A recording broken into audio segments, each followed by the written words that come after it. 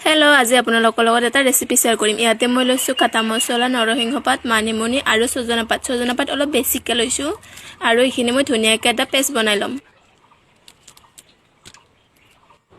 আৰু ইয়াতে মই আদা নহৰু, পিঁয়াজ এটা আৰু জলকীয়া এটা দি দিছোঁ আৰু পেষ্টখিনিও মোৰ ৰেডি হৈ গ'ল। আৰু ইয়াতে মই এতিয়া বাকি ল'ম আৰু এইখিনি আটা দিছোঁ, আটা গুড়া দি ভালকৈ ঘুটি ল'ব। আৰু ইয়াতে মই দি দিছোঁ কেৰাহীত অলপ তেল দিছোঁ লাগি নধৰিবৰ কাৰণে। আৰু এতিয়া লাহে লাহেকৈ সিজিব দিব, মানে জুইটো অলপ কমাই ল'ব, ঢাকন মাৰি মাৰি সিজাব, তেতিয়াহে খাবৰ কাৰণে ভাল হয়।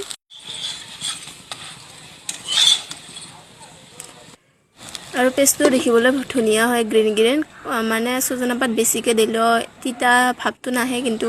আৰু মই এইখিনি আবুৰ কাৰণে বনাইছোঁ, কাৰণ আবু অলপ ছজনা পাত খাবৰ কাৰণে দৰকাৰী হৈ আছে। আৰু বিনা চেনি চাহ বনাই দিছোঁ, তাক ধুনীয়াকৈ খাই আছে।